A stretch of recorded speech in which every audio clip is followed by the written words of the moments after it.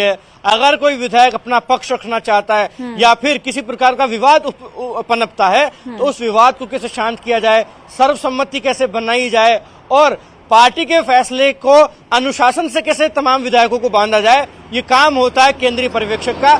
इसीलिए इतने वरिष्ठ व्यक्ति को राजस्थान भेजा जा रहा है, क्योंकि राजनाथ सिंह जैसा व्यक्ति अगर जाता है तो स्वाभाविक है, पार्टी के राष्ट्रीय अध्यक्ष रहे हैं, संगठन का अच्छा अनुभव है, तमाम लोगों को पार्टी के फैसले के पक्ष में बांधना उनको अच्छे से आता है। और अगर राजनाथ सिंह जाएंगे तो पूर्व मुख्यमंत्री वसुंधरा राजे और कोई अन्य धड़ा भी किसी प्रकार की कंट्रोवर्सी क्रिएट कर भी नहीं पाएगा, क्योंकि इतना वरिष्ठ नेता जब सामने खड़ा होगा तो स्वाभाविक है कि पार्टी के फैसले को मानना ही होगा। और हमने देखा भी है लखवीर राजनाथ सिंह को कि वो अपने डिसीजन को लेकर बहुत पक्के रहते हैं और वो जिस तरीके से अपने डिसीजन लेते हैं लोग मानते भी हैं उन डिसीजनों को। और क्योंकि इस वक्त बहुत सारे केंद्रीय मंत्रियों का नाम सीएम की रेस में आ रहा है तो इसलिए एक वरिष्ठतम नेता का वहां पर पहुंचना बहुत जरूरी था।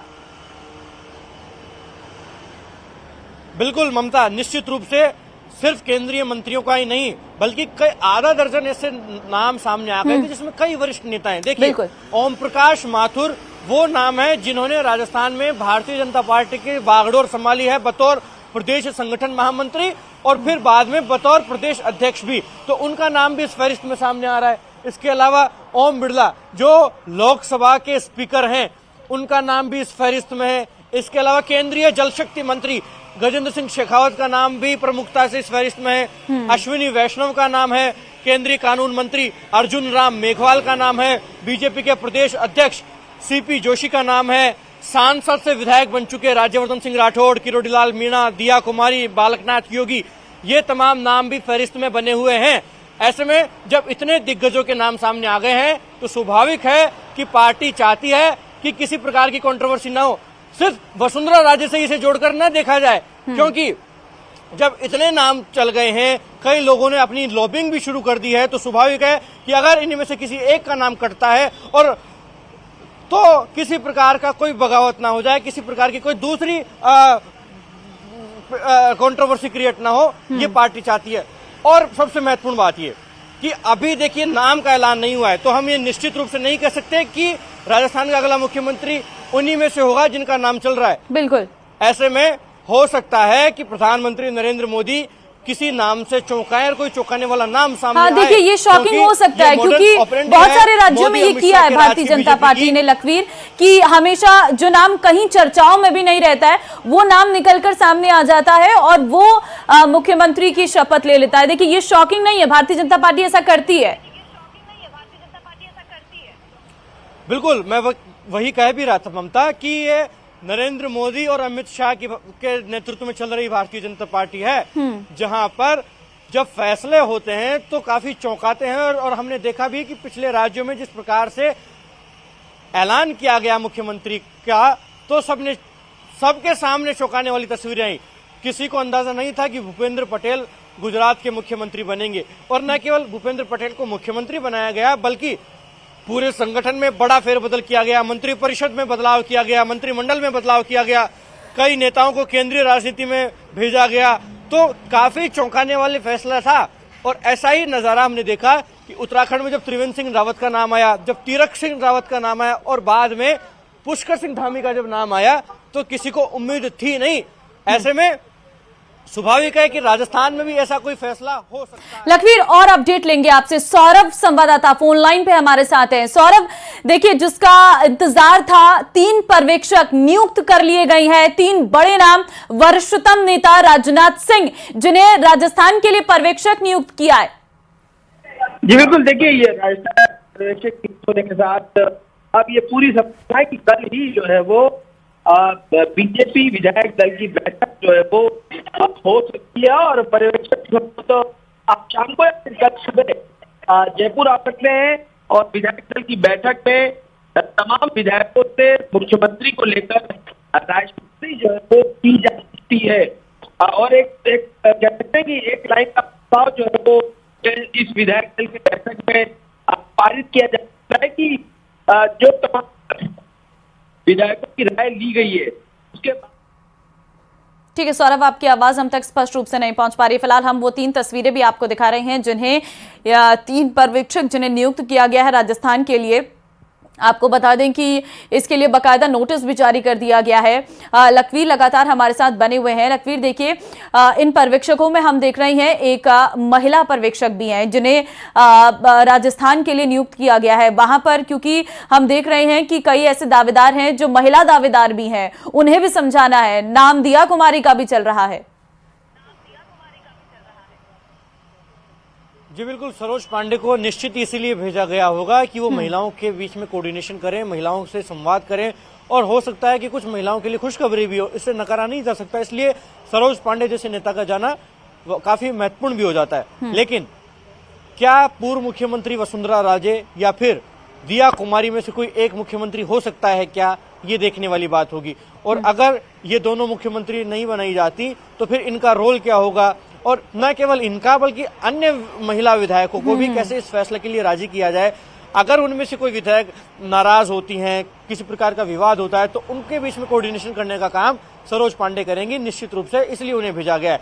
लेकिन जिस प्रकार का उनका अनुभव है, जिस प्रकार से उन्होंने संगठन के लिए काम किया है, निश्चित ही इसलिए उनका नाम सामने आना काफी महत्वपूर्ण भी हो जाता है, क्योंकि राजस्थान में महिला विधायक काफी हैं जो जीतकर आई हैं, और अगर किसी एक गुट विशेष के लिए या फिर किसी नेता विशेष के लिए किसी प्रकार की लॉबिंग होती है तो निश्चित ही उसको कैसे शांत किया जाए, उनको कैसे कोऑर्डिनेट किया जाए, कैसे उनको मनाया जाए, ये निश्चित रूप से फोकस होगा। इसलिए ये एक महत्वपूर्ण बात ये भी है कि विनोद तावड़े का नाम सामने आने के पीछे की वजह यह है कि विनोद तावड़े बतौर राष्ट्रीय महामंत्री काफी अनुभवी हैं, संगठन का संगठनात्मक कौशल अच्छे से समझते हैं, बेहतर अनुभव उन्हें है। इसलिए विनोद तावड़े को राजनाथ सिंह के साथ अटैच कर भेजा जाना बहुत मायने रखता है, क्योंकि राजनाथ सिंह भारतीय जनता पार्टी के टॉप 5 लोगों में से एक हैं, काफी की पर्सन है, राष्ट्रीय अध्यक्ष कई मर्तबा रह चुके हैं, केंद्रीय रक्षा मंत्री फिलहाल है, गृह मंत्री भारत सरकार में रह चुके हैं।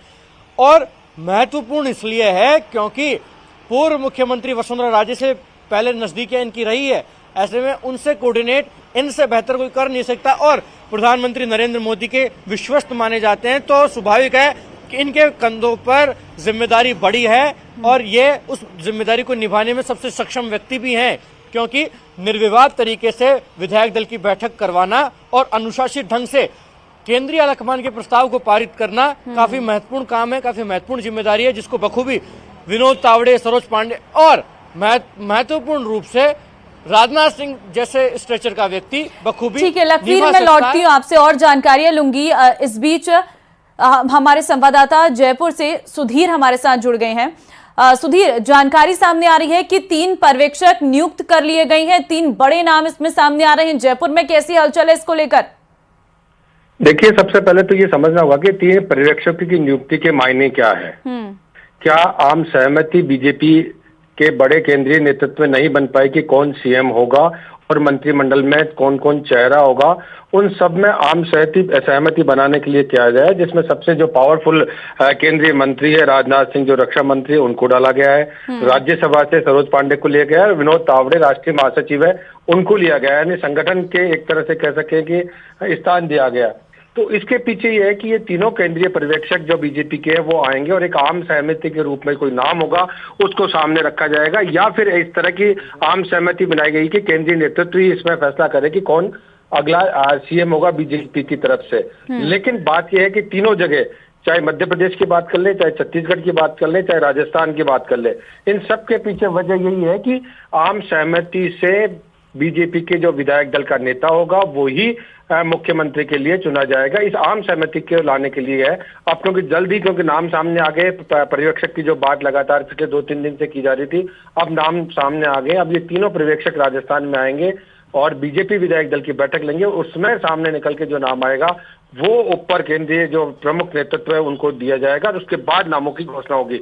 यानी माना जा सकता है कि बुधवार तक पूरी तरह से ये नामों की और ये जो पटाक्षेप है कि कौन होगा, और यहाँ तक कि बताया जा रहा है कि हो सकता है कि बुधवार के दिन शपथ भी हो जाए। जी बिल्कुल सुधीर, लेकिन विधायक दल की बैठक क्या लग रही है, कल या फिर रविवार को, क्या अंदेशा लगाएं?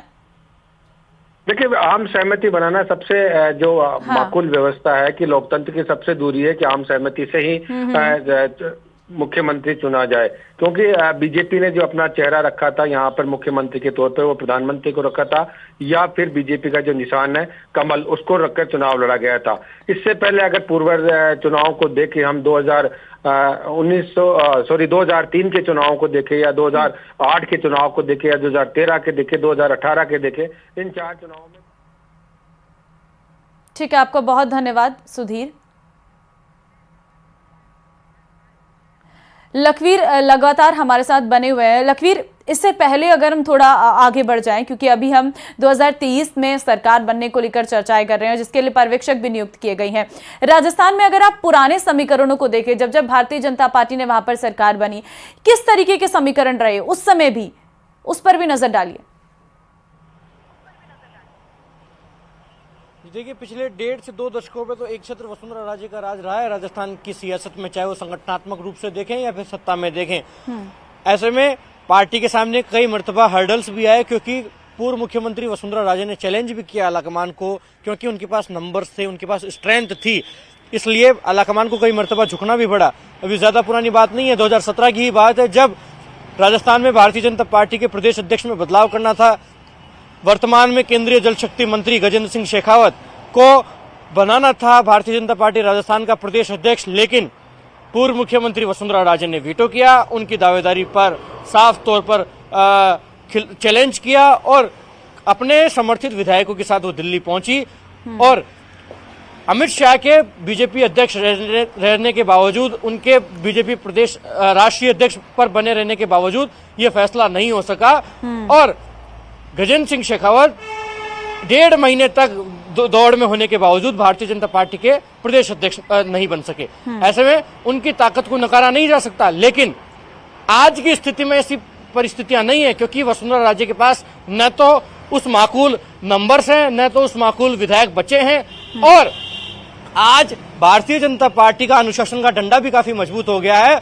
और बीजेपी ने जब 2023 का विधानसभा चुनाव लड़ा ममता, तो साफ तौर पर यह स्पष्ट कर दिया कि चुनाव प्रधानमंत्री नरेंद्र मोदी के चेहरे पर और कमल के निशान पर लड़ा जा रहा है।